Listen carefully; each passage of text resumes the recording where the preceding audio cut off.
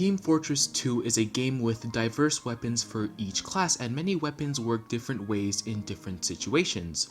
However, there are many weapons that are basically treated as bottom of the barrel weapons. Either these weapons are restricted to a point where it's almost unusable, or there are better weapons that overall outstump it. What is up everyone? I hope you guys are having a wonderful new year. Today we are going to be talking about some weapons that I personally believe deserve a buff in some way.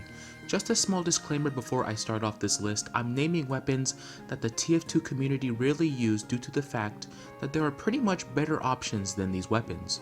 If you use these weapons, I applaud you. Also, I will be suggesting some alternative stats for these weapons, stats that hopefully will spike some interest and perhaps make the weapon more viable. If you don't agree with these stats, leave a comment below on what you think the stats could be for these following weapons. I would love to hear them. Alright, let's get started. Coming at number 5, we have the Sharpened Volcano Fragment. The Sharpened Volcano Fragment is probably one of the most coolest looking axes, I'm not gonna lie, but it doesn't hide the fact that it's not good.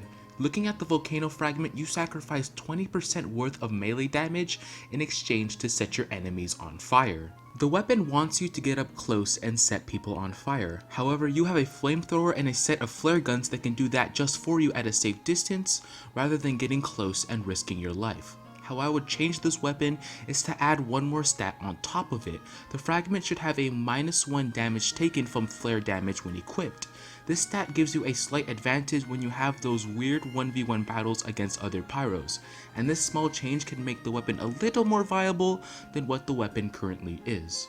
Coming at number 4, we have another melee weapon, but for Scout, the Candy Cane. The Candy Cane is a large holiday sweet that gives you a small health kit on every kill, but in return you are prone to 25% more explosive damage. Although dropping a small health pack after every kill seems to be an amazing stat, you will quickly realize how much of the downside far outweighs the good in this weapon.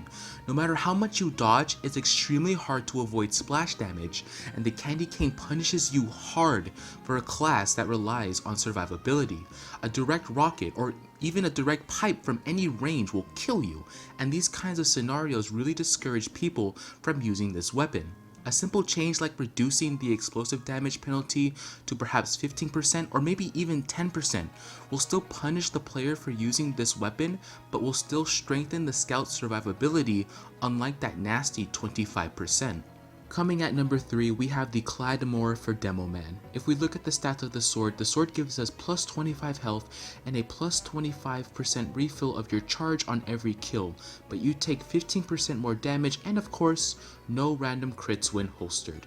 For all the veterans of TF2, this used to be a very interesting as well as fun sword to use. The sword used to give you a half a second longer charge time, and it was a deadly combo when the Tide Turner allowed you to crit. However, what kinda bothered me about the change of the Claymore was that I thought it required no change at all after they nerfed the Tide Turner, you know?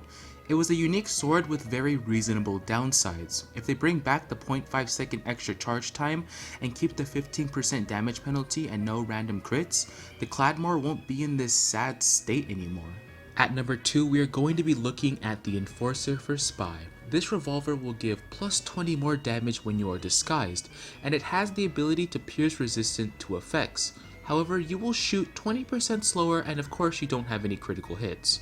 The Enforcer recently had a change with the addition of the ability to pierce resistant to effects, but I find this stat very situational compared to the other revolvers.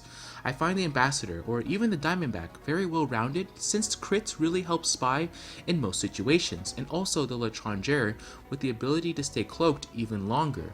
Not really sure what Valve was trying to do with the Enforcer, but it's a weaker version of the revolver due to the slower firing speed, and the new stat given doesn't work in all cases compared to the other revolvers.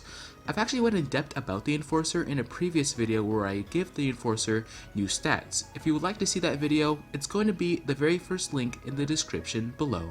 And last but not least, coming at number 1, we have the Battalion's Backup. As it stands, the Battalion's Backup is a pretty okay weapon, but the reason why I put it on the list is because it has the potential to become something even better. Looking at the battalion's backup, just by equipping it will grant you 20 extra health to your current 200, and once the banner is activated, grants you and your nearby teammates a 50% damage reduction from sentries and a 35% damage reduction from all other sources, as well as you negate all critical damage. Listen to what Star has to say about the battalion's backup. Like I said, if you're not the best soldier, it definitely is an awesome weapon because it helps your team, it helps you. It gives you like a big safety net where it's really, really noticeable when you actually use this thing, how much like extra health it's kind of giving you. Not really giving you extra health, but the longevity of your life, longevitiness is awesome. And the mechanic of the battalion's backup is still the same to this very day. However, the battalion's backup has been looked down upon mainly because it doesn't have a special stat when the banner isn't activated. For example, the Conqueror gives the user a slow health regeneration by having it equipped, and a stat that allows you to regenerate health over time is probably the reason why the Conqueror is currently the best backpack in game. However, with the right changes to the battalion's backup, it might serve as much purpose as the Conqueror.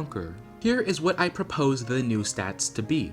The 20 extra health should act as a self-heal, similar to Zenyatta's self-heal whenever he gets damaged within his blue bar health pool.